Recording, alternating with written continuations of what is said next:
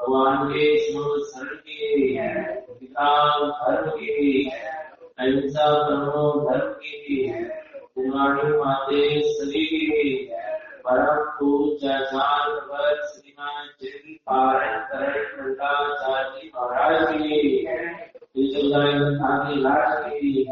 सिद्धार्थ देव की, उत्तम धर्म की, उत्तम संयम धर्म की।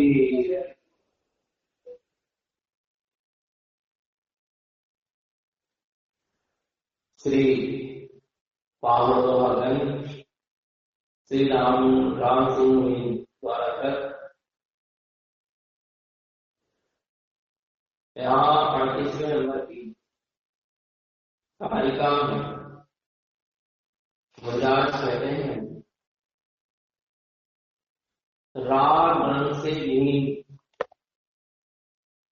राग रंग से विहीन ज्ञान में जो निज स्वभाव की भावना है, एवं जो संत निरंजन है वही शिव है, तथा उसी में अनुराग करना चाहिए। राग रंग से विहीन जो अपना ज्ञान में स्वभाव है, उसी की हमें भावना करना चाहिए। राग से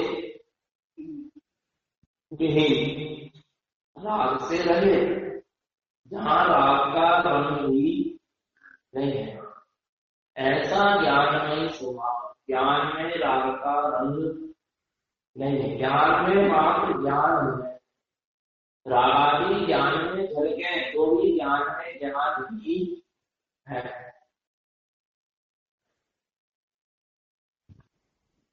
आगे कहते हैं,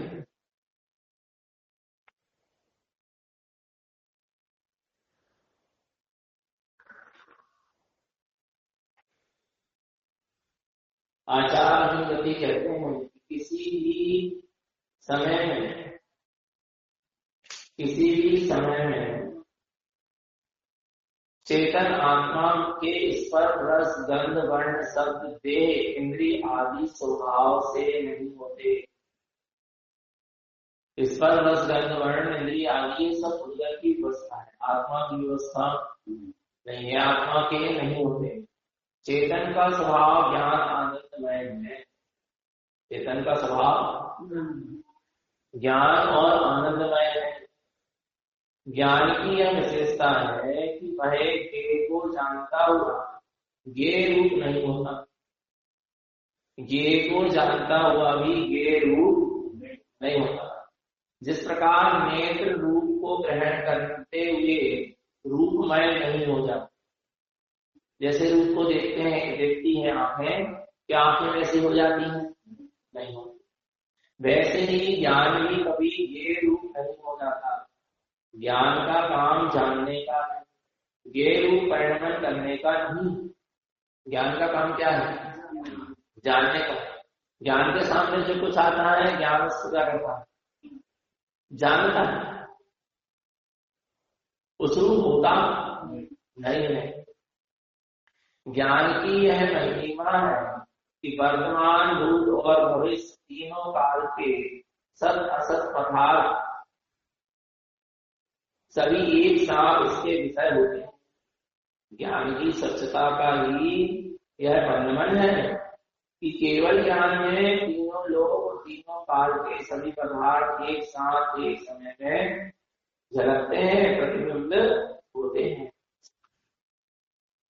यदि पर पदार्थ ज्ञान में झलक रहा है तो उसमें आप ये देखो कि मेरे ज्ञान की ये क्या है? सच्चता है। जब तो पर पदार्थ क्या हो रहा है? दर्पण मलिन हो गए तो उसमें पर पदार्थ जैसे का कैसा नहीं झलके। दर्पण धुंधला हो उसमें पर पदार्थ जैसे का कैसा नहीं झलके, नहीं आया सर। ज्ञान जितना देखो, ज्ञान तो हमेशा तीनों काल में स्वभाव से शुद्ध था, शुद्ध है, शुद्ध है। पर जैसे जैसे ज्ञान की शुद्धता प्रकट होती जाती, स्वच्छता बढ़ती चली जाती थी।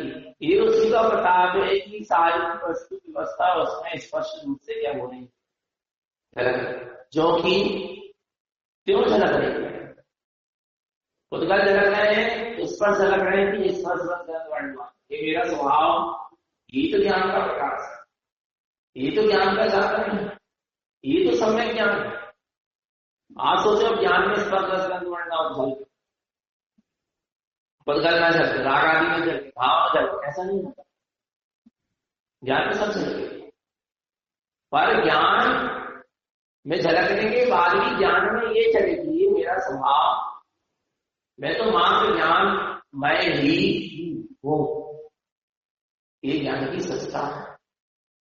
ज्ञान में कसाय वहां झलका, हाँ ये मेरा स्वभाव नहीं है, मैं इससे रिक्त हूं, रहित हूं, खाली हूं, बेखाली। रागादि मोहादि परिणाम ज्ञान में झलक रहे हैं, हाँ ये मेरे ज्ञान की सच्चता है कि मुझे राग का परिणाम राग रूप लग रहा है, द्वेष का परिणाम द्वेष लग रहा है, मोह का परिणाम मोह रूप लग रहा है, मुझे राग द्वेष का परिणाम आत्मा रूप नहीं लग रहा। ये ज्ञान की तो सच्चता है। भलाई राग द्वेष मोह का परिणाम कसाय का परिणाम झलक रहा ज्ञान, पर ज्ञान की सच्चता क्या है? मैं उसे स्वरूप, मैं ज्ञान को रागादि कर्मादि कसाय आदि नहीं मान, ये मेरे ज्ञान की क्या है? सच्चता है, सच्चता है, निर्मलता। मैं अपने ज्ञान को वितराग मैं ही स्वीकार कर, इन रागादि कर्मादि से सुन खाली ही स्वीकार कर रहा हूं, सच निर्मल स्वीकार करना। ज्ञान की सच्चता को देखो, इसको देखो, ज्ञान की सच्चता को नहीं, शुद्धता को नहीं। एक बार ज्ञान की सच्चता और शुद्धता जीव की दृष्टि का विषय बन जाता है।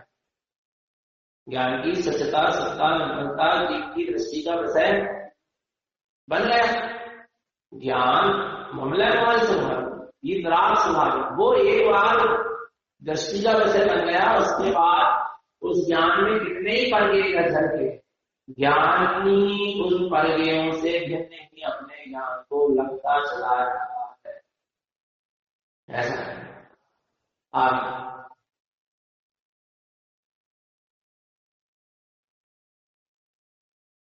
जब तक ज्ञान राग द्वेष की पराधीनता से सहित है, तब तक सम्यक चारित्र नहीं होता। जब तक राग द्वेष की पराधीनता ज्ञान में लगी है, तब तक सम्यक चारित्र नहीं होता। वास्तव में स्वाधीन ज्ञान ही सम्यक चारित्र है। वास्तव में स्वाधीन ज्ञान ही क्या है? सम्यक चारित्र। इसलिए पहले राग द्वेष से क्या करो?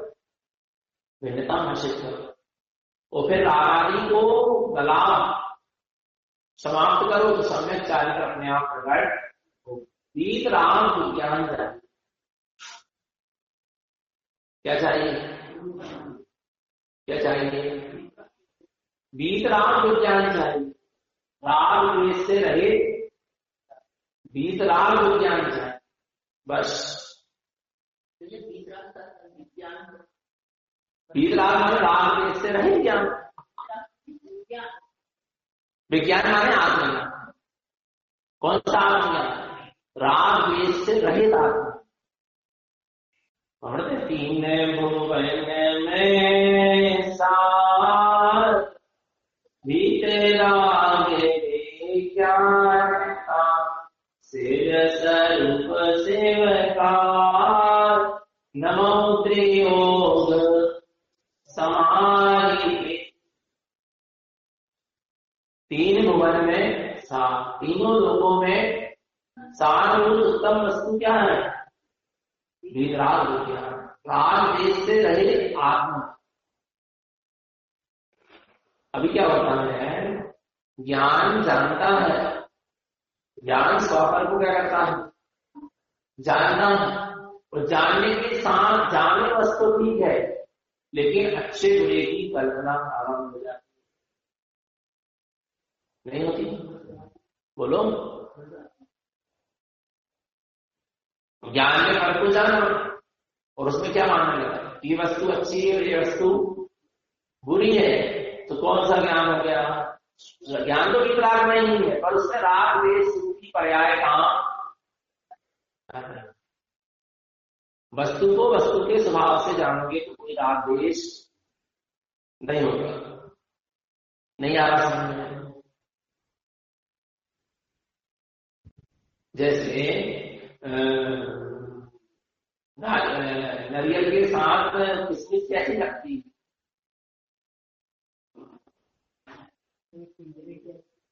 अच्छी लगती है ना? बस यही तो है। नारियल के साथ किशमिश कैसी लगती है? बोले अच्छी लगती है। किसने बताया अच्छी लगती है? ज्ञान ने नहीं बताया। ज्ञान ने तो बताया कि नारियल के साथ किशमिश मीठी लगती है। ज्ञान वस्तु के स्वभाव को जानेगा। उसमें राग ने बताया कि अच्छी लगती है। किशमिश कैसी लगती है? मीठी लगती है। ज्ञान ने तो इतना ही जाना, पर उसमें राग छुपा था ना, तो राग ने कहा कि अच्छी। कोई लोग हैं जिनको किशमिश अच्छी नहीं लगती, तो वो कह रहे हैं कि किशमिश अच्छी। ज्ञान ने तो उनके जानने के लिए जाना कि किशमिश कैसी है, मीठी है, पर उनका द्वेष का परिणाम कह रहा है कि वो अच्छी नहीं लगती, बुरी लगती। नहीं यार, ज्ञान का जानना बात अलग है, और ज्ञान के जानने के साथ उसमें अच्छे बुरे की कल्पना होना अलग है। इसमें मीठे में नहीं आए, पर अच्छी लगने में तो आ गया। अच्छी लगती है फिर क्या हो, खराब हो गया, बुरी लग रही है तो द्वेष हो। जैसी है उसको वैसा कहना क्या? जो वस्तु जैसी उसको वैसा कहना तो ज्ञान है, और उसमें अच्छे बुरे की कल्पना करना राग द्वेष। कोई वस्तु अच्छी नहीं होती, कोई वस्तु बुरी नहीं होती, जैसी वस्तु होती है वैसी। तुम्हारे मन के अनुकूल है तो हमें अच्छी लग रही, मन की बिगड़ी नहीं तो बुरी लग रही, तो राग द्वेष नहीं आ रहा। वो तो उसका स्वभाव है ना, मीठा अच्छा बुरा करना स्वभाव है। जैसे आप हमें किसको मीठा कहता, हमें अच्छा नहीं लगे आ रहे हैं, पर मीठा तो द्वेष है आ रहा। मीठा है ऐसे मीठा है, न राग है और न द्वेष, और अच्छा बुरा मान रहा है तो राग है। इसलिए तो कहा था कि भाव, जैसे भाव आए तो कसाय स्थिति होगी, भाव स्थिति नहीं, कसाय स्थिति होगी, भाव से तीव्र। ये समझ लेना ओम नियम। आगे देखिए, कर्म का मल धोने में सम्यक चारित्री ही समर्थ है। कर्म मल धोने में सम्यक चारित्री आपकी रमणता भी चारित्री ही क्या है, समर्थ है। इसलिए निर्मोही और वीतरागी होने के लिए वीतराग स्वभावी के स्वभाव की भावना और उसी में अनुराग किया जावे, एकत्र बुद्धि होना चाहिए। क्या कह रहे हैं? इसलिए निर्मोही और वीतरागी होने के, निर्मोही और वीतरागी होंगे तब कर्म की निंदा होगी, कर्म के बंधन से बचोगे, कर्म मत हो पाओगे।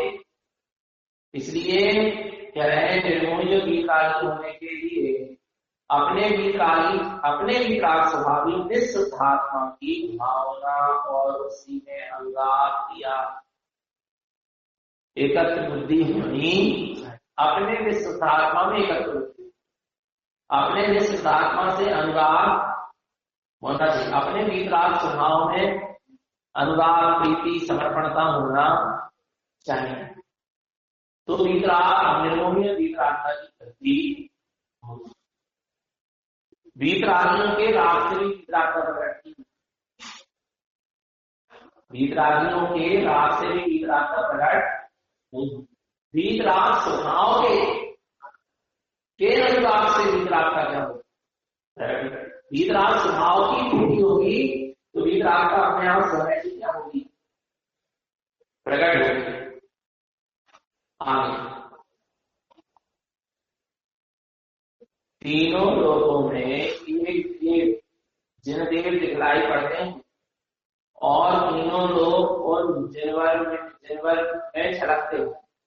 जिनवर के ज्ञान में संपूर्ण लोग एक साथ प्रतिबिंबित होता है, अतः इसमें कोई भेद नहीं करना चाहिए। जिसने चैतन्य प्रकाश का अवलोकन कर लिया उसे चारों ओर परम ज्योति स्वरूप भगवान आत्मा या परमात्मा की दृष्टि गोचर होता है। जिसने चैतन्य प्रकाश का अवलोकन कर लिया है उसे चारों ओर परम ज्योति स्वरूप भगवान आत्मा या परमात्मा की दृष्टि गोचर होता है। मुनि श्री योगेंद्रदेव कहते हैं, जैसे तारों का समूह निर्मल जल में प्रतिबिंबित प्रत्यक्ष दिखलाई पड़ता है। निर्मल जल में तारों का समूह क्या होता है? प्रत्यक्ष दिखलाई पड़ता है। उसी तरह आदि विकल्पों से रहित स्वच्छ आत्मा में संपूर्ण लोक आलोक प्रकाशमान होता है। भासते हैं। देखो आप जितना वितराग ज्ञान प्रकट हो, ज्ञान में जितनी वितरागता आती है, माने आदि जितने गलते चले जाए उतना उतने ज्ञान की सच्चता निर्मलता सलता बढ़ती चली और उतना उसमें लोकालोक क्या होगा, चल जाएगा, पर उनसे मतलब नहीं होगा। ज्ञान में तीनों लोकालोक झलकने की व्यवस्था किसको? वितरागी। तीनों लोकालोक का सब कुछ जान रहा है। कब? केवल ज्ञान होने के बाद, पूर्ण वितरागी होने के बाद। तीनों लोकालोक सब ज्ञान में झलक रहा है पूर्ण वितरागी होने के बाद। क्यों? स्वच्छ निर्मल हो गया और अब उसको तीनों लोग में कुछ भी घटना घटती है, झलकती है ज्ञान में, कोई मतलब। जिसने तीनों लोगों को जानने का लक्ष्य छोड़ के निज आत्मा को जानने का लक्ष्य बना लिया, उसके ही केवल ज्ञान प्रकट हुआ और उसके ही ज्ञान में तीनों लोगों का लोग झलक। और जो तीनों लोगों को जानने की इच्छा रखा पर अपने आत्मा को जानने की इच्छा नहीं रखा, उसको ज्ञान में कुछ झलकने वाला। जब तीनों लोग को जानने की इच्छा थी तब तो तीनों लोग को जानने की शक्ति केवल ज्ञान प्रकट नहीं हुआ, और जब तीनों लोग को जानने की इच्छा समाप्त हुई और आत्मा को जानने की इच्छा प्रारंभ हुई, और जानते जानते अपने आत्मा में ज्ञान से अंकित होके भी हो गया, और केवल ज्ञान प्रकट हो गया, और आप तीनों लोग का जो झलक रहा है और आप कोई मतलब, अब कोई मतलब नहीं है। कितना सुंदर कह रहे हैं। तो कहा है कि केवल ज्ञानी अपने ज्ञान में किसका अवलोकन करते हैं? श्री केवलम ज्ञान विलोकितत्वं शुद्धं प्रकाशं शुद्धात्मतत्वं सम्यक् ज्ञानं चरन्त सौख्यं तत्त्वात् साधं तं दर्शयित्वम्। श्री केवलम ज्ञान विलोकितत्वं, केवल ज्ञानी के ज्ञान में अवलोकन हो रहा है किसका? शुद्धं प्रकाशं शुद्धात्मतत्वं, शुद्ध प्रकाशमान शुद्धात्म तत्व प्रकाश, उसी का अवलोकन कर रहे हैं। फिर तीनों लोकालोक झलक रहा है, वो व्यवस्था अलग है, और वो अवलोकन तो अपने ज्ञान में अपने शुद्ध प्रकाशन सिद्धार्थ का ही कर रहे हैं। हमने अपने स्वभाव को छोड़ा नहीं है। वास्तव में है आत्मस्वरूप यह भगवान आत्मा की विशेषता है कि जो उसका अवलोकन करता है उसे समस्त लोकालोक दृष्टि होता है। भगवान आत्मा के अवलोकन करने से सारा लोकालोक दृष्टि हो जाए। आप देखो ना, ज्ञान कहां से मिला? ज्ञान कहां से प्रकट हुआ? आत्मा से। तो 94 पांडे 11 वर्ष में मुनि हो गए, 8 वर्ष में सम्यक दर्शन, नारायण स्वामी 11 वर्ष में सम्यक दृष्टि हो गए, जिन सेनाचार 8 वर्ष में सम्यक दृष्टि भी हो गए और मुनि भी हो गए। उन्होंने कौन सी पढ़ाई की, कौन से शास्त्र पढ़े, क्या करे, कौन सी स्कूल की पढ़ाई करी, लौकिक पढ़ाई करी, क्या करता हूँ, पर इतनी सारी चीजों को ज्ञान कहाँ से हो, सब आत्मज्ञान हुआ, सब चीज का ज्ञान अपने आप। उमा स्वामी ने तत्पाल सूत्र 7 तत्व 3 लोक का वर्णन कर दिया। कैसे कर दिया? आत्मज्ञान से कर दिया।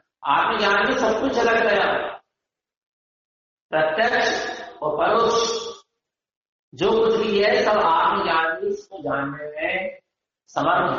इसके अलावा और कोई जानने में समर्थ नहीं है। दृश्य और अदृश्य, इंद्रिय ज्ञान तो सिर्फ दृश्यमान पदार्थ को देखेगा, पर आत्मज्ञान, सम्यक ज्ञान दृश्य और अदृश्य सबको देखेगा। ध्यान, आत्मज्ञान में वो शक्ति है तीनों लोकालोक के समस्त द्रव्य पर्याय को एक साथ एक समय में क्या कर सकते हैं, देख सकते। ऐसी अनंत ज्ञान की शक्ति तुझे हुए मैं बैठा हूं, पर क्या मुझे मेरे ज्ञान की बोलो होना चाहिए। आगे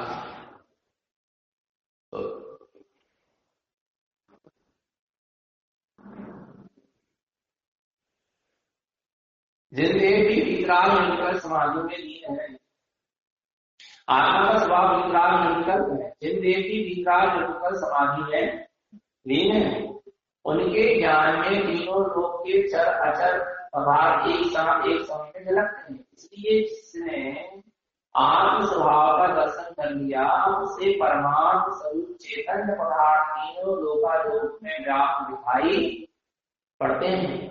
वास्तव में अपने स्वभाव को देखने से समस्त लोग ही दृष्टि गोचर होता है।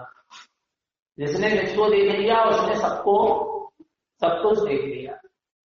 जो आत्म स्वभाव में संलीन पुरुष है, उनमें प्रत्यक्ष ज्ञान में उनके प्रत्यक्ष ज्ञान में यह विशेषता होती है कि उनके आत्म स्वभाव में समस्त लोकालोक सीधे दिखाई देने लगता है। अतः एक निज शुद्धात्मा को जानने से 3 लोग जान लिए जाते हैं। एक निज शुद्धात्मा को जान लेने से 3 लोग जाना जाता है। आगे जिनदेव कहते हैं कि जानो, यदि ज्ञान स्वरूपी आत्मा को देह से भिन्न जान लिया है तो फिर अरे अन्य को जानने से क्या? उक्तभिप्राय से युक्त यह कहा जा रहा है कि जिसमें कहा गया है कि जिस आत्मा को जानने से निज और पर सभी पदार्थ जान लिए जाते हैं, उसी आत्मा को स्वसंवेदन ज्ञान के बल से जानो। स्वसंवेदन ज्ञान, जिस ज्ञान में स्वयं का वेदन हो रहा, उसका नाम क्या है? स्वसंवेदन ज्ञान।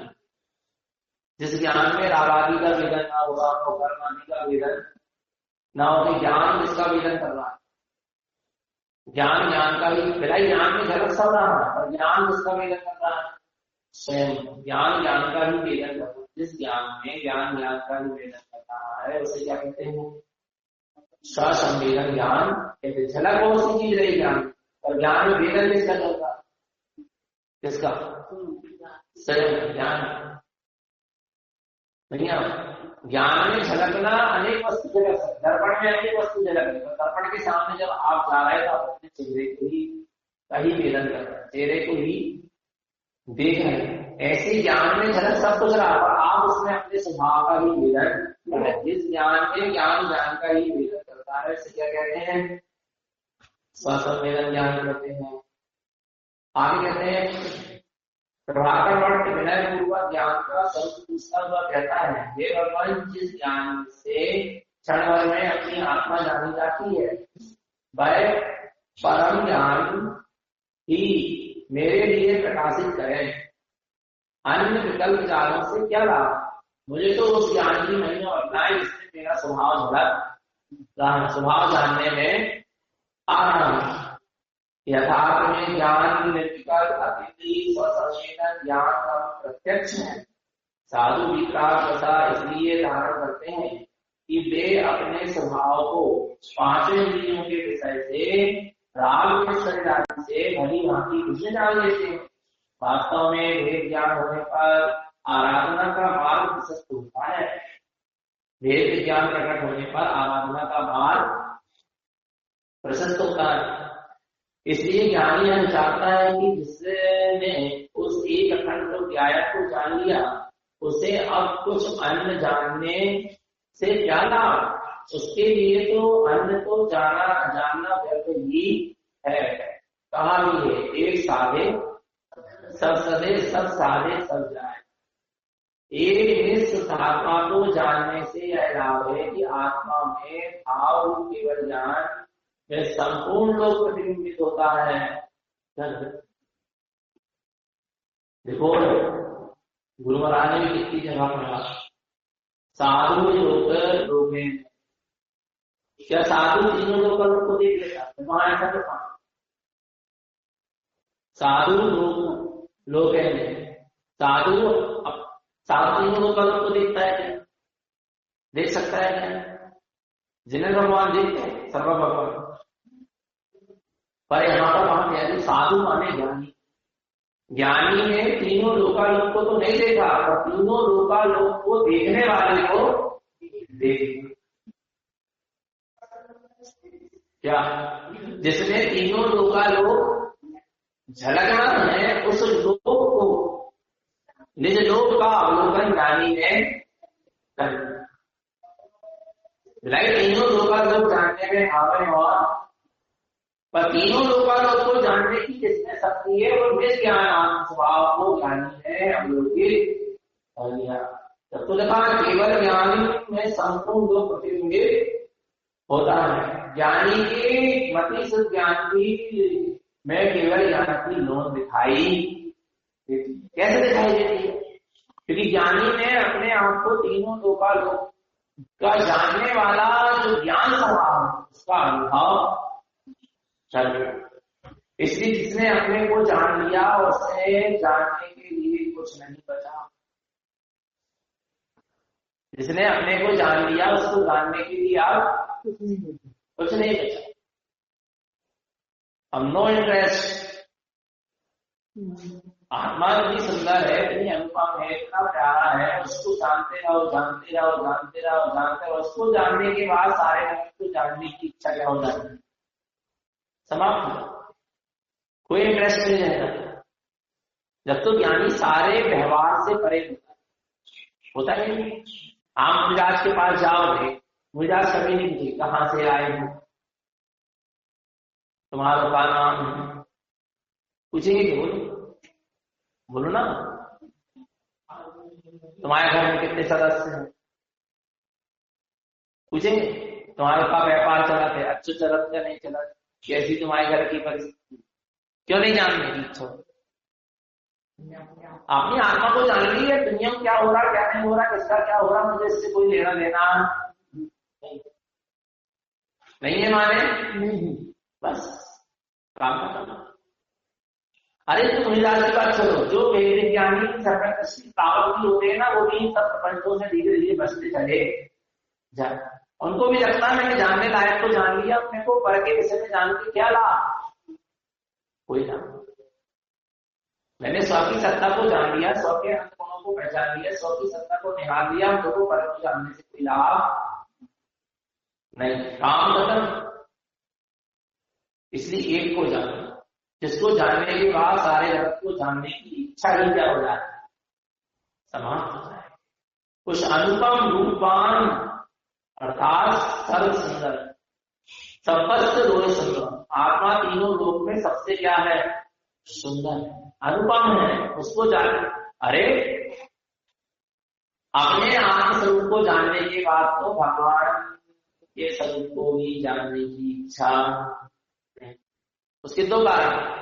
अपना स्वरूप इतना अनुपम लगता है कि अब मैं जिनने ऐसे अनुपम स्वरूप को व्यक्त कर लिया, मुझे उन्हें भी देखने की इच्छा नहीं है। क्योंकि जैसा मेरा स्वरूप है वैसा ही प्रभु का भी स्वरूप है। मैं अपने स्वरूप से दृष्टि क्यों हटाऊं? नहीं आ रहा।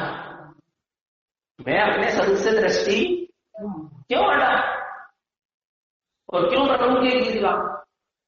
क्योंकि प्रभु का जो स्वरूप है वही मेरा स्वरूप है, जो मेरा स्वरूप है वही भाई ने ऐसा ही प्रभु का भी क्या है स्वरूप, जो मोरे सुर आराम है। जैसे हम वैसे वे, जैसे वे वैसे हम, इसी का नाम है सोहम, आराम। अपने स्वरूप को देख लेने के बाद तो अच्छी चीज है।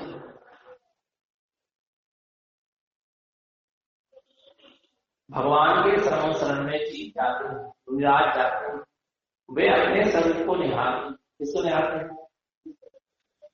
वहां बैठे हुए ना मुझे बात शरण शरण में मुझाज अपने आप निहार के जीत रहते हैं, अपने आप स्वरूप को निहारते रहते हैं, केवल जाति प्राप्त कर जाते हैं। बाजू वाले मुनि जिनको केवल ज्ञान हो गया उनकी तरफ लक्ष्य नहीं दे, किसको निहार रहे?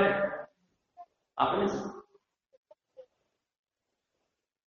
भगवान के समस्रण में जीत जाते हैं, भगवान की वाणी सुनते हैं तो भगवान की तरफ का लक्ष्य छोड़ के अपने सिद्धात्मा का लक्ष्य बन जाता है और उसको निहारने लगते हैं। माने अपना स्वरूप ही हमारे लिए सर्वश्रेष्ठ है। कहने का मतलब है कि अपना स्वरूप हमारे लिए सर्व उत्कृष्ट है, सर्वश्रेष्ठ। उसको देखो, उसका अनुभव करो, तो आप स्वरूप को जानो, इसके अलावा किसी को जानने की आवश्यकता नहीं है। खुद करके रूप को तो देखो ही मत, खुद करके रूप को तो देखो, देखो मत माने उसमें रस मत लो। जिनसे कहते हैं बंधन करो, बंधन करो। अरे जिसने अपनी देह में बसने वाले भगवान आत्मा को परमात्मा परमार्थ से जान लिया, तो फिर यहाँ कौन किसकी वंदना करे? वही बात आ गई। बंधन करो, बंधन करो। बोले जिसने देह में बसने वाले भगवान आत्मा को क्या कर लिया? जान लिया, फिर कौन किसका बंधन करे? फिर किसी की वंदना करने की आवश्यकता नहीं। खुद बंधनीय हो गए खुद के द्वारा। जो खुद के द्वारा, स्वयं के द्वारा स्वयं क्या हो गए? बंधनीय हो गए। उनको फिर किसी की वंदना करने की आवश्यकता नहीं। आत्म सुधा रस में मग्न रहने वाले यदि समझे तो यह विकल्प ही उत्पन्न नहीं होता कि मैं बंधन करूं। आत्म सुधा रस में अपने आत्मा के अतिथि ज्ञान अनुभव रस में मग्न रहने वाला जो ईश्वर है, वितरागी साधु है, उसको यह विकल्प ही नहीं होता कि मैं किसी की वंदना करूं। अरे अपन भी समाधि में बैठते हैं, ध्यान में बैठते हैं, आत्मस्थिरता बनती है, उपयोग की स्थिरता बनती है, तो अपन को विकल्प आते हैं बंधन करूं, ये करूं, 24 पढ़ूं, ये करूं। बोलो क्यों नहीं आते? आई नहीं सकते। गुरु महाराज का मानता नहीं। आप समाधि ध्यान में बैठोगे, थोड़ी उपयोग की स्थिरता होने की स्वभाव की और उपयोग सन्मुख होगा, आपको कोई प्रकार के विकल्प नहीं। ये सब विकल्प कब आते हैं? जब उपयोग कहाँ जाता है? बाहर जाता है। अपने अतिथि आनंद के रस में जब उपयोग खराब हो रहा है, तब वो उसको किसी की वंदना का विकल्प नहीं है। किंतु जिसका मन अभी दुनिया के विषय में क्रोध, मान, माया, लोभ, रसायन में जाता है, उनके लिए चिंतित उपदेश करते हैं और कहते हैं वीतरागी देव सदगुरु और अनेकांतमय निर्वाणी की प्रतिदिन वंदना करनी चाहिए। इसको जिनका उपयोग अभी 5 इंद्रियों रसायनों में चला जाता है, उनके लिए तो ये उपदेश है जैसे कि अभी तुम जाकर मैंने वीतरागी देव सदगुरु और अनेकांतमय निर्वाणी की प्रतिदिन वंदना करो, क्योंकि अभी तुम स्वभाव में डूब नहीं है, और उनकी वंदना करके भी अपने स्वभाव में डूबने का प्रसार कर। वास्तविक बंधन तो उस ज्ञान का निर्विकल्प समाधि है। वास्तविक बंधन तो ज्ञान तथा निर्विकल्प समाधि को है, जिसके प्रकाशित होने पर बंध बंधक भेद समाप्त हो जाता है। वास्तविक बनना तो इसकी करो निर्विकल्प, वास्तविक बंधन तो ज्ञान और निर्विकल्प समाधि की, ज्ञान की वंदना करो, निर्विकल्प समाधि की वंदना करो, माने उसके प्रति समर्पित हो जाओ, जिससे बंद बंधन भाव समाप्त हो जाता है। फिर बंद होने वाला और वंदना भी होने वाली, और किसकी वंदना करे, कौन किसकी वंदना करने वाला कौन है, बंधन किसका किया जाए, इसका भेद क्या हो जाता है, समाप्त हो जाता है। कब समाप्त हो जाता है, जब ज्ञान निर्विकल्प समाधि की वंदना होती है, अर्थात उपयोग ज्ञान और निर्विकल्प समाधि के प्रति समर्पित होता है। आत्मा परमात्मा या शुद्धात्मा को अभी तक बंधन करते हैं, आत्मा परमात्मा या शुद्धात्मा को भी कभी तक बंधन करती है जब तक उन दोनों में भेद है। जहां भेद है वहां कौन किसको बंधन करेगा। मुनि श्री योगदेव का यह कथन है, अपने को अपने से जाना हुआ यह जीव वीतराग स्वसंवेदन ज्ञान से परिणत अंतरात्मा स्वशुद्धात्मा को जानता हुआ, अनुभव करता हुआ, वीतराग सम्यक दृष्टि होता है। क्या कहते हैं, अपने को अपने से जाना हुआ, अपने को अपने से जाना, जी वीतराग स्वसंवेदन ज्ञान, कौन सा ज्ञान, वीतराग स्वसंवेदन, जिसमें राग नहीं, ऐसे वीतराग स्वसंवेदन ज्ञान से परिणित अंतरात्मा स्वसंवेद शुद्धात्मा को जानता हुआ, अपने स्वसंवेद शुद्धात्मा को, अंतरात्मा को, शुद्धात्मा को जानता हुआ, अनुभव करता हुआ, वीतराग सम्यक दृष्टि होता है। एक सराग सम्यक दृष्टि और एक सराग सम्यक दृष्टि है, और साधु वीतराग सम्यक दृष्टि, जो अपने द्वारा अपने को अपने द्वारा अपनी स्वसंवेदन ज्ञान से अपने निर्विकल्प वीतराग स्वभाव को जानता, उसी में स्थिर हो जाता है, प्रतिष्ठित हो जाता है। और जिसको अभी वीतरागी देव गुरु शास्त्र की का अवलंबन लेने की आवश्यकता पड़ रही है, वो सारा सम्यक दृष्टि, वीतरागी देव गुरु शास्त्र के अवलंबन लेकर जो आत्मा की साधना कर रहा है, उस श्रावक भी बहुत सारी दृष्टि है, सराग सम्यक दृष्टि। वीतरागी देव गुरु शास्त्र का राग भी सराग दशा है।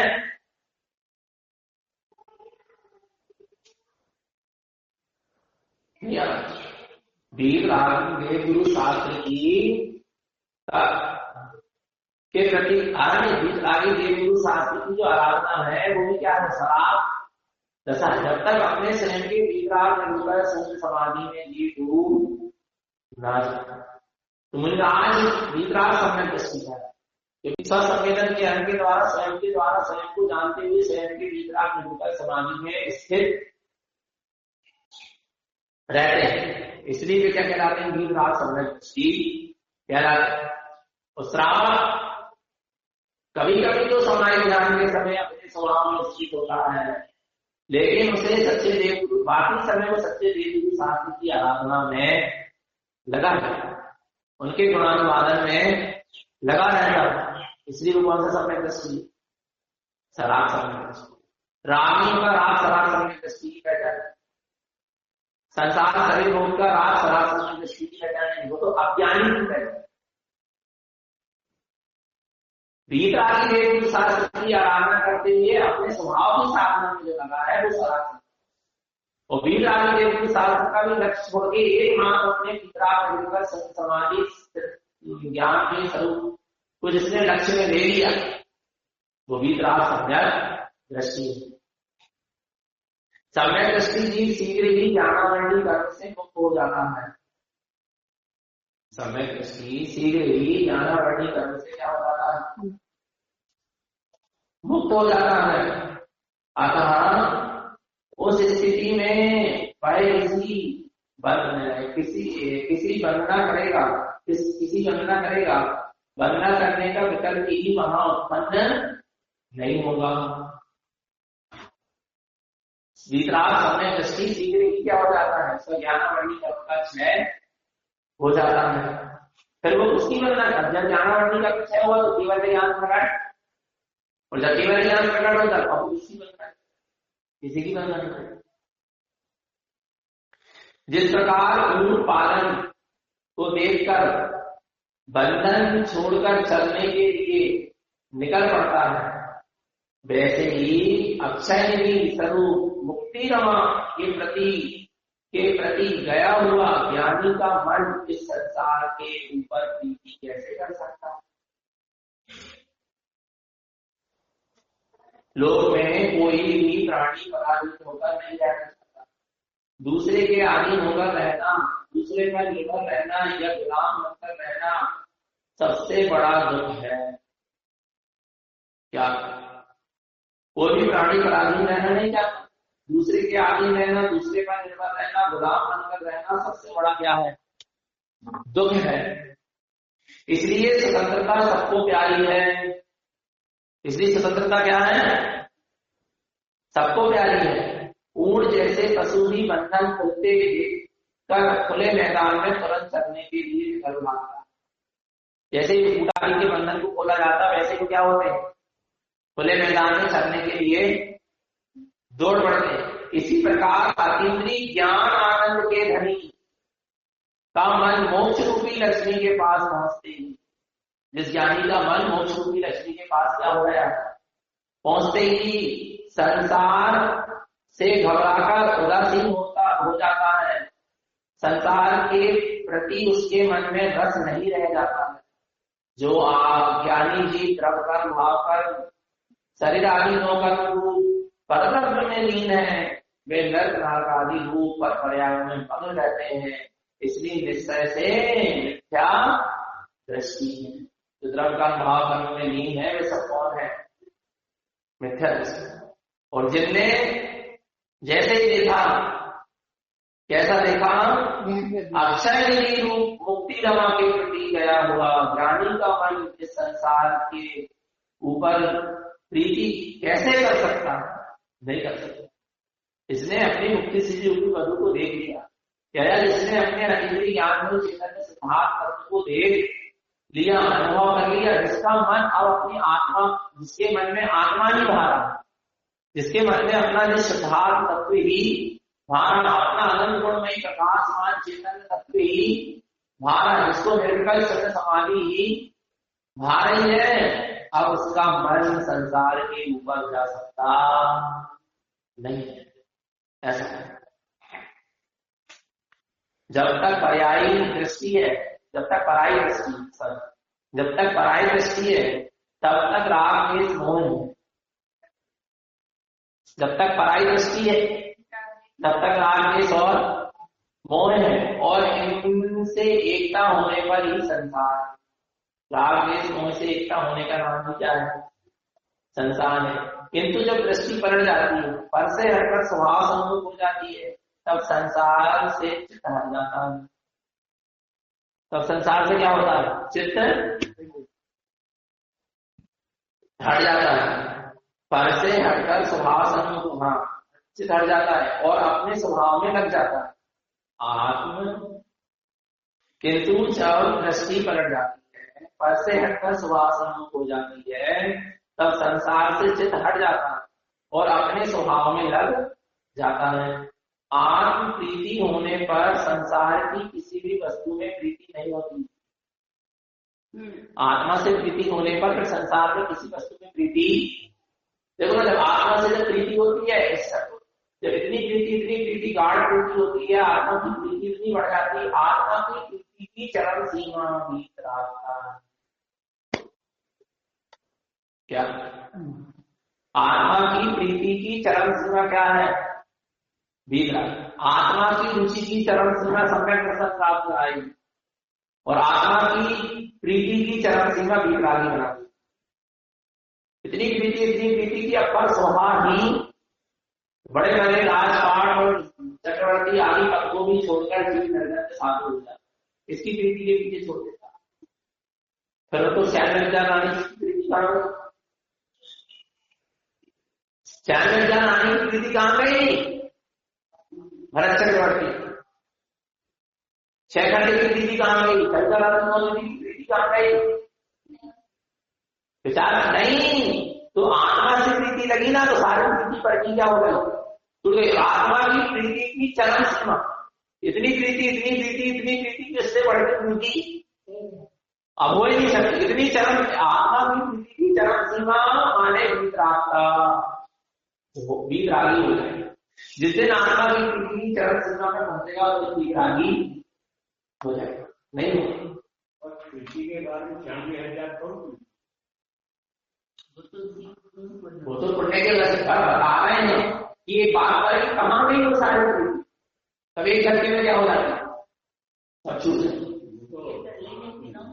ठीक नहीं, आसक्ति ठीक नहीं, लेकिन आत्मा की प्रीति की चरम सीमा नहीं यार, पर से प्रीति नहीं है, पर आत्मा की प्रीति की चरम सीमा भी कम है। पर आत्मा की प्रीति जैसे जैसे क्या होती है, आत्मा से प्रीति जैसे जैसे बढ़ती जाती वैसे वैसे संयम आचरण सारे को बढ़ता चला जाता है। और प्रीति इतनी प्रीति बढ़ गई आत्मा से कहां पहुंच जाए, वीतरागी साधु ही चरम सीमा आराम, उसको फिर पर सहारा नहीं है, ऐसा है। आगे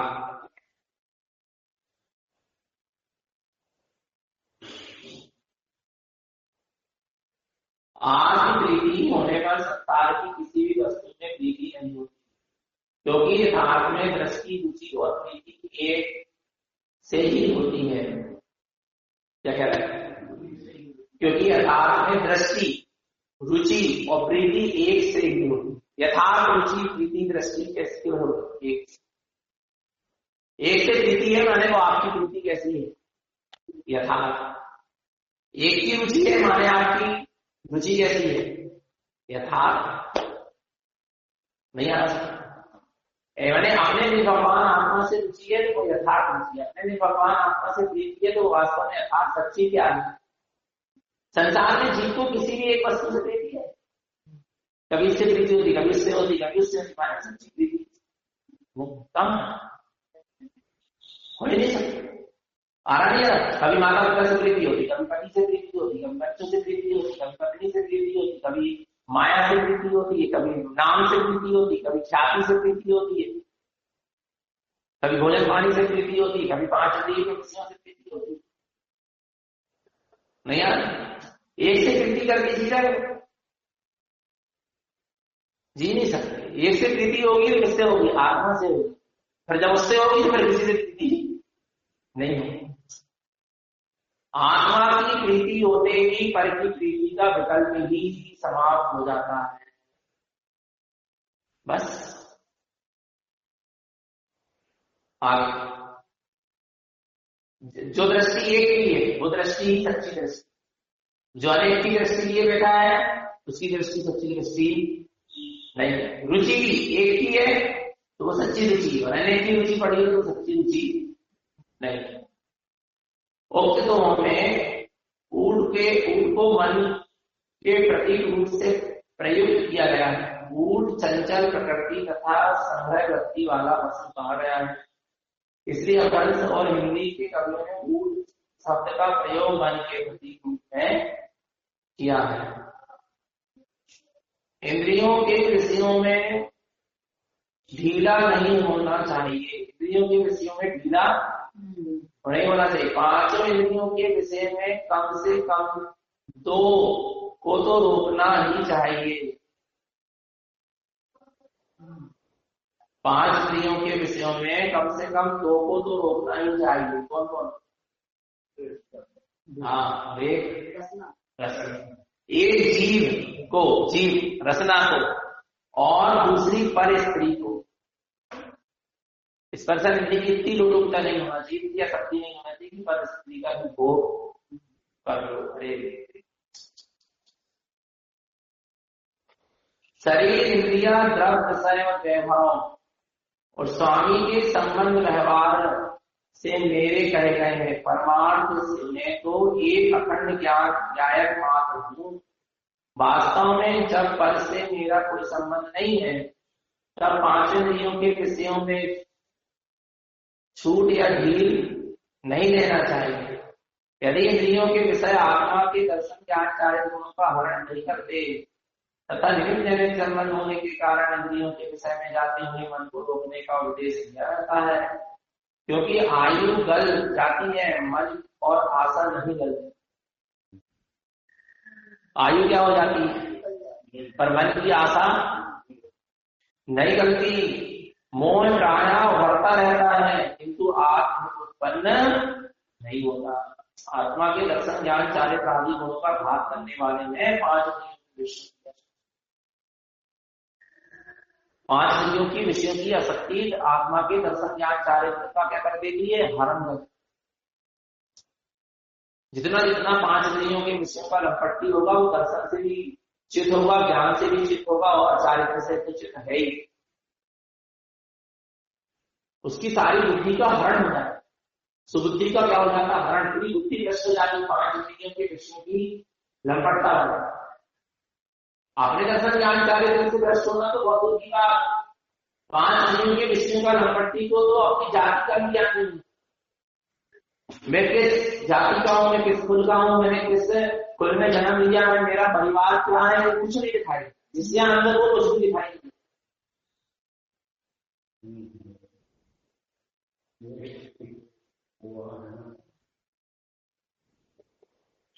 नींद न देखे टूटी खाट, भूख न देखे झूठा वाहन, कामी न देखे जात और सब भ्रष्ट। इतना अंदाज आता विषय विचार करना भगवान सब भूल जाता है। मुनि बंधु देव कहते हैं कि जिस तरह से मन विषयों में रंगा है उसी तरह से सुखात्मा में रंगा, तो ये तो हे योगी यह जीव शीघ्र ही निर्वाण प्राप्त करे। जैसा मन पंचेंद्रियों के विषयों में रंग रहा है ऐसे मन उसमें रंगने लगे, अपनी आत्मा में रंगने लगे आ रहा है तो शीघ्र ही जीव निर्माण तत्व क्या कर ले। मन की स्थिति बदलो, मन को भी आत्मा की साधना का रस लगा। किसको? मन को। ज्ञान का काम, जिसका ज्ञान जबरदस्त हुआ ना वो मन को भी आत्मा की साधना का रस लगा। नहीं तो मन में तो पांच इंद्रियों के विषयों का रस अनादि काल से लगा, पर ज्ञानियों का मन, योगी सबों का मन, वितरागियों का मन में भी अब पांच इंद्रियों के विषय नहीं सुनता, संसार नहीं छोड़ता। उनका मन भी अब आत्मा में ही रमने के लिए तैयार रहता है। अतः छोड़ने योग तो सभी इंद्रियों के विषय है, लेकिन परिस्थिति व यदि ग्रस्त के लिए यह संभव नहीं है तो कम से कम अपनी जीव को अपने वश में रखना चाहिए। जिभ्या रसना को अपने वश में रखना। रसना इंद्रिय का जरूरी देखो ना, न भक्ष देखता न अभक्ष देखता, अनंत जीवों का भी भाग करके उसको यदि कोई चीज खाना है तो वो खाने के लिए विचार। न रात देखता है न दिन देखता है विचार। रसना इंद्रिय का जो होगी शुभम चक्रवर्ती है, नमो पार्वती को भी पेड़ से मिटाने के लिए क्या हो गया, कर ही दिया। और पूरे कुटुंब सहित सागर में समुद्र में डूब। रसना इंद्रिय की क्या है, लोलुपता है। तो दो को तो बस में करो। और परिस्त्री की और अभिलाषापूर्ण दृष्टि से देख, अभिलाषापूर्ण परिस्त्री की और अभिलाषापूर्ण दृष्टि से देखना छोड़ देना चाहिए। बहुत पाप है, अति पाप। यदि अन्य की चाह नहीं रहेगी तो उसे पाने के लिए प्रयत्न भी करते रहोगे और यह सिलसिला सदा बना रहेगा, क्योंकि फल की प्राप्ति कभी हो सकती नहीं।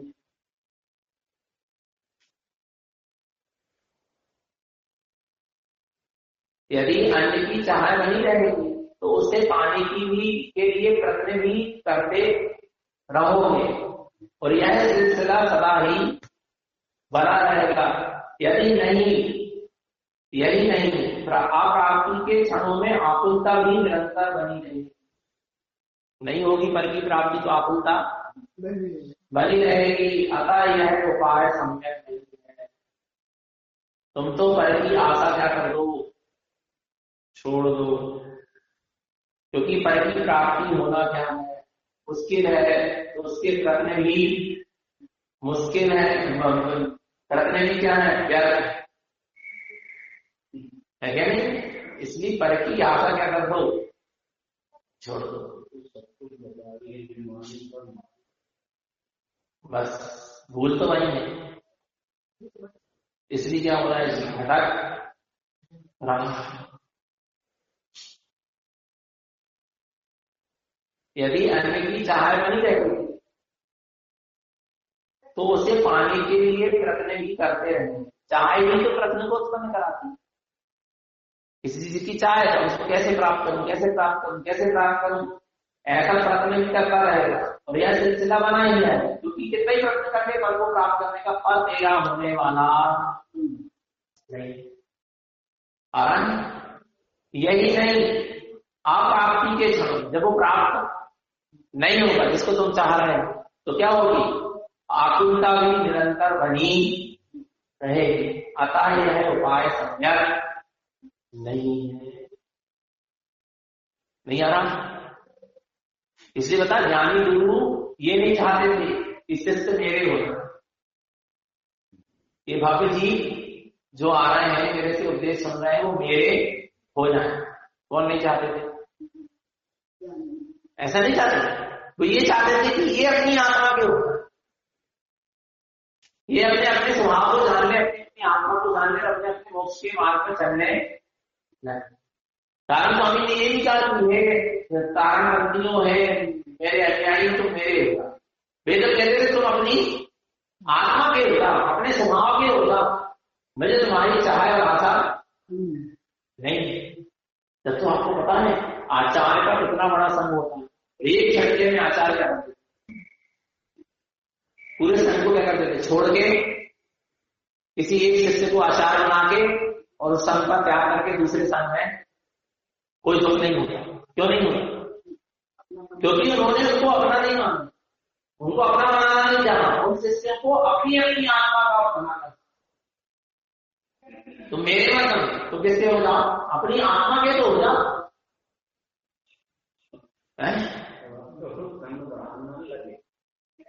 अब तुझे लगता है कि मेरा शिष्य दूसरे संघ में न चाहता है, हालांकि मेरे संघ के शिष्यों की कमी आता है, मेरे शिष्यों की वृद्धि होना चाहिए। वो सच्चे गुरु की परिभाषा, वो ज्ञानी की परिभाषा नहीं है। आ रहा नहीं, पर को अच्छा, क्योंकि पर की कभी उपलब्धि होने वाली, प्राप्ति होने वाली नहीं है। और कितने ही प्रयत्न करो, प्रयत्न जारी है, प्रयत्न का सिलसिला जारी है, कभी कभी मिलने वाली पर वस्तु अपनी होने वाली नहीं है। और प्राप्ति होना नहीं है तो आकुलता बढ़े बनी रही। आगे, तुमने ना तो पांचों वेदों की रखवाली की और ना नंदन वन में प्रवेश किया।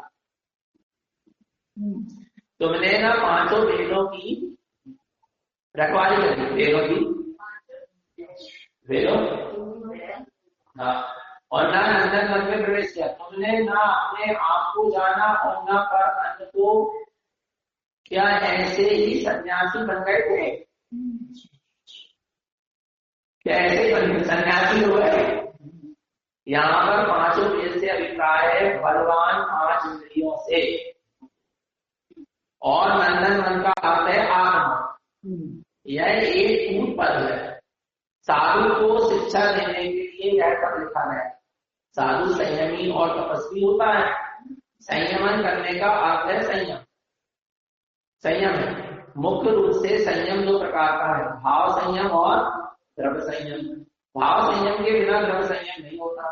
पहले भाव संयम होगा तब क्या होगा, द्रव्य संयम होगा। आत्मा के स्वभाव में कुछ समय तक लीन रहना और उस समय राग चित्त प्रवृत्ति का न होना भाव संयम। आत्मा में कुछ समय तक क्या रहना, अपने आप स्वभाव में कुछ समय तक लीन रहना और उसमें राग द्वेष चित्त प्रवृत्ति नहीं। आपके उस समय चित्त में कोई राग द्वेष प्रवृत्ति नहीं होती, उतने समय के लिए कौन सा संयम, भाव संयम। मन और इंद्रियों को बस में करना द्रव्य संयम। 5 इंद्रिय मन को बस में करना द्रव्य संयम है।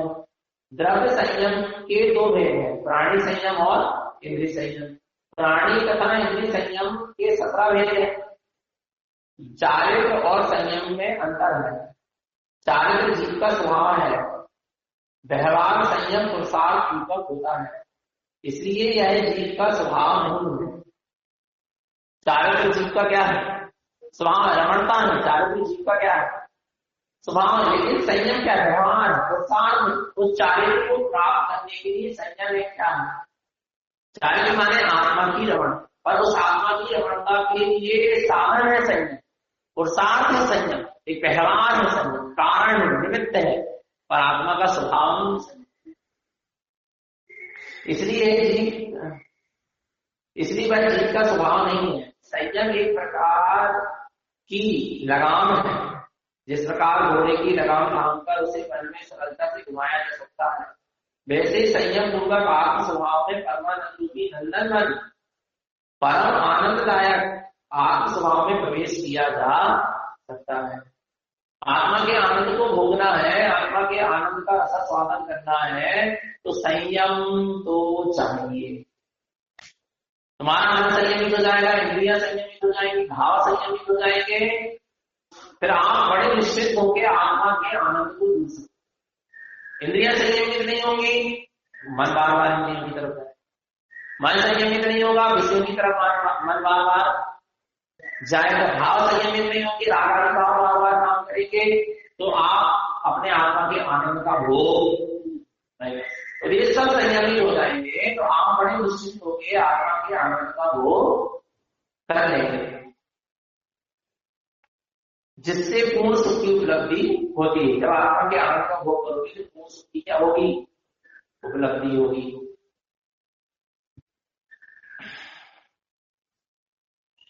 पंच का अर्थ 5 ज्ञान की प्रतिपक्ष इंद्रियां किया गया है। अभ्रंश में कवियों ने 5 इंद्रियों के लिए वेद के प्रतीक का प्रयोग किया गया है, वो बताया गया है। तो ऐसा है, हमें अपने किसको अपने स्वभाव की ओर अग्रसर होना है। भाव संयम भी चाहिए और द्रव्य संयम भी। आत्मा के अतिरिक्त आनंद का भोग करना है तो संयम तो आवश्यक है। बिना संयम के कुछ होने वाला। चित्त से राग द्वेष की वृत्तियों का क्या होना? निरोध होना। तब आत्मा में कुछ समय के लिए रमणता होना, वो क्या है? देखो, चित्त से राग द्वेष की वृत्ति का निवृत्त होना। राग द्वेष की जो चित्त में वृत्ति चल रही है वो क्या हो जाना? रुक जाना, ये भाव संयम। और इसके रुकने से आत्मा में क्या होने लगी? रमणता। ये चारित्र, ये क्या है? चारित्र। 5 इंद्रियों और मन को वश में करना और आत्मा के आनंद का भोग करना। 5 इंद्रियों और मन को वश में किया, ये संयम है, ये गुस्सा। इससे फल क्या मिला? कि आत्मा में क्या होने लगी? रमणता होने लगी। ये चारित्र संयम का फल चारित्र। संयम पुरुषार्थ है तो उसका फल चारित्र। चारित्र माने आत्मरमणता, आत्मा के अतीन्द्रिय आनंद का भोग। और संयम लेने के बाद भी आत्मरमणता नहीं हो रही, अतीन्द्रिय आनंद का भोग नहीं हो रहा, तो वो संयम वास्तव में जो चारित्र में परिवर्तित नहीं हो रहा, वो संयम थोड़ा बहुत मतलब बन जाएगा, इससे अधिक कुछ नहीं। तो संयम को धारण करो और चारित्र की ओर आगे, सम्यक चारित्र का आत्मरमणता की ओर आगे, वीतराग चारित्र की ओर आगे। भाव संयम राग द्वेष की चित्त से निवृत्ति हो जाना कुछ समय के लिए। कौन सा संयम? चित्त से राग द्वेष की प्रवृत्ति को रोक देना। कौन सा संयम? भाव। इससे क्या होगा? आत्मा में रमणता। ये क्या कहलाएगा? चारित्र।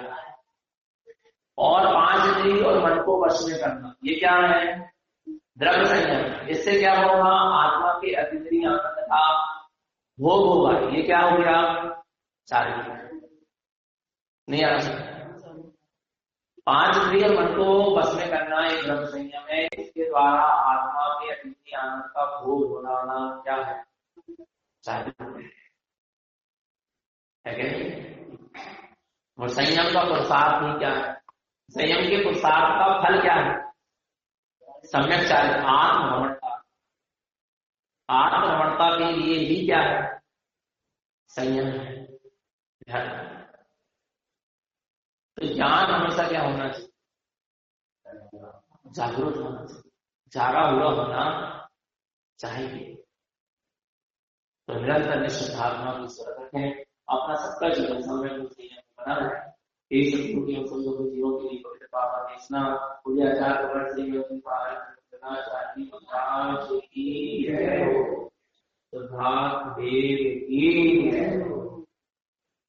जय नमस्तु तत्पंचनंदन।